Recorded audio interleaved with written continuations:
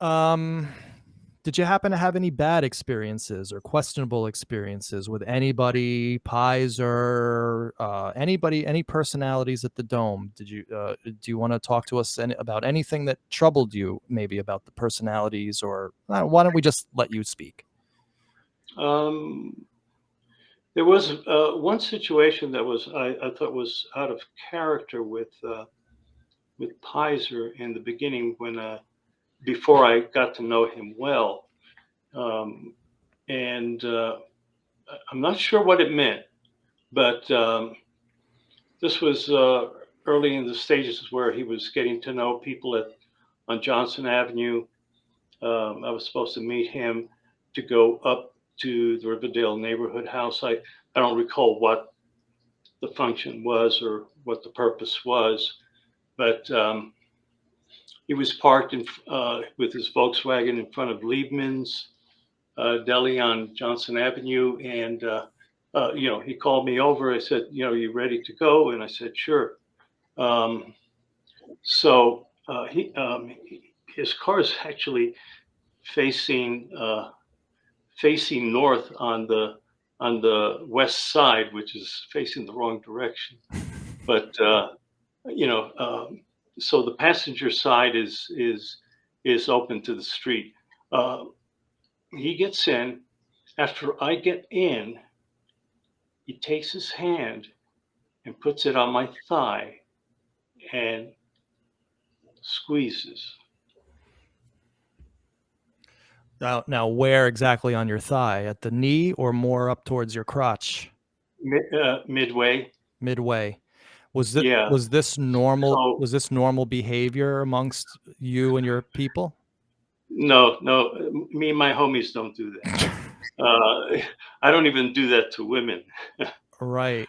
Uh, so I, it was like a prolonged squeeze, and I grabbed him by the wrist, pulled his hand off. I said, "Don't you ever do that again, Piser." And he apologized, and I can't remember exactly what he said, but he did apologize, and I just let it go. But I let him know that whatever his intents were, uh, I wasn't a part of it, and I thought it was rather aggressive and kind of going crossing boundaries, you know. Uh-huh. So I don't know what that was all about. At the time, I wondered whether he was bisexual or homosexual because I didn't know, but I didn't ask him. Would you do that? You know, I just let him know that that was not acceptable. Now how old was he and how old were you? Um, I was 32, I think, at the time. You were 32?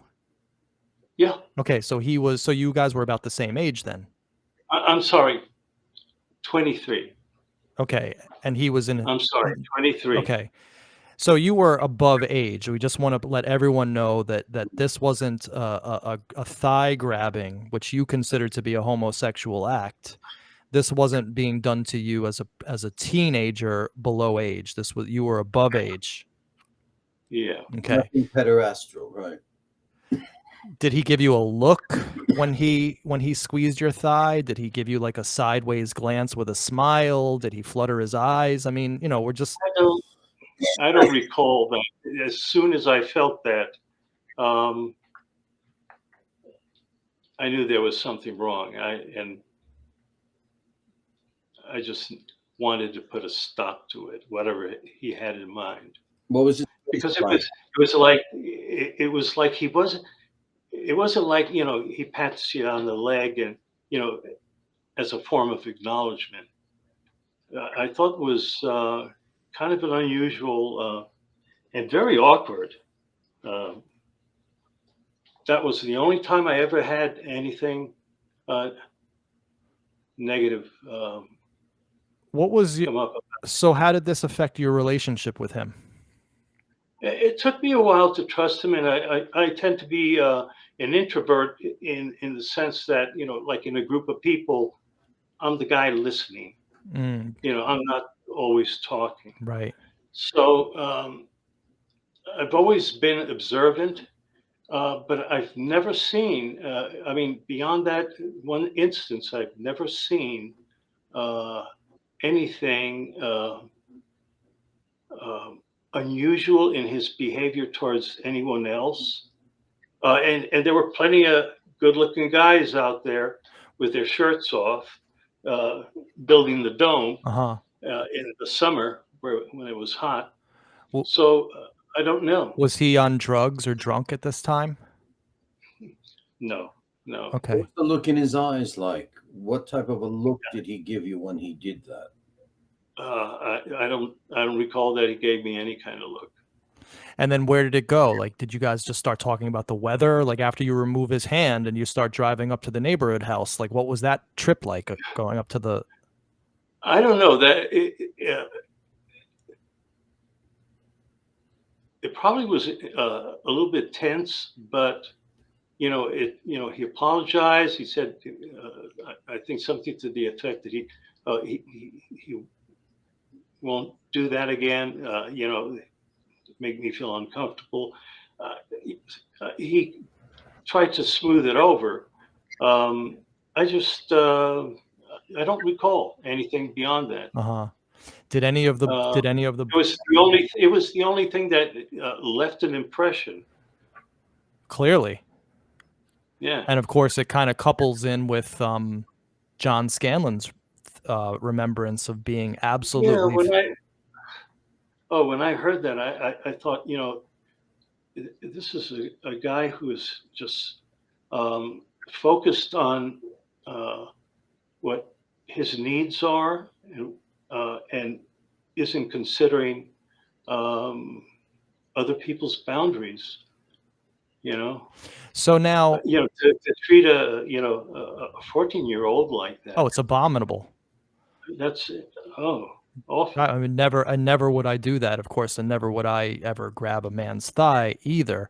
So this is very interesting insight because, again, we started out this series with a few hypotheses. And one of those hypotheses, and again, just a hypothesis, everyone out there, was that Pyser Edelsack might have been, well, let's just put it this way, an offender. And we didn't go out looking for this story. We certainly didn't elicit this story out of Alphonse and say, you're going to make up a story. You brought up this story essentially Yeah. on your own and told us this, and it dovetailed pretty much exactly what we were thinking was potentially possible here.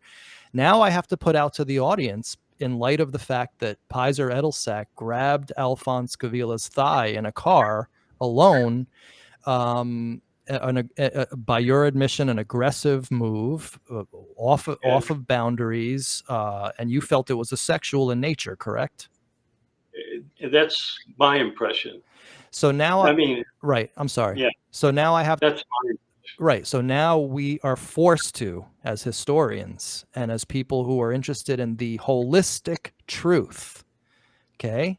Because we have gotten amazing stories about Piser. And in fact, Alphonse, you yourself have great remembrances of the man as well.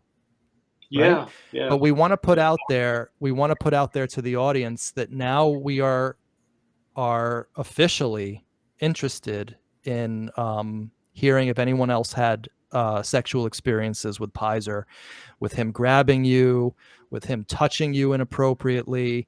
If you were underage, that would be very interesting to find out. If you were above age, we would be interested to find out about that too. Because again, we're looking at this holistically. And one of the things that struck me when I first saw Pyser Edelsack, and this is just me speaking, was that there was something up with this guy vis-a-vis these types of things. And it didn't take long for someone very prominent in the Dome story to relay a sexual touching incident involving Piser. And we never asked anybody about anything sexual. Even the interviews I did, 12 alone, I never asked that question.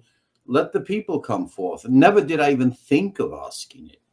You know, um, in a future show, you're actually going to hear, Alfonso, somebody tell us, and this is tragic, about a dope dealer who would go to the dome and provide in its heyday, in its beautiful days. Right, and this person was apparently very well connected to one of the big personalities at the Dome as well. And we don't tell these stories; we let the people tell the stories. We But weren't even looking for it. We weren't looking for it at all. no. So, all right, I think that we're on to 2 hours here, and I think that we have, well, had a very, very interesting show.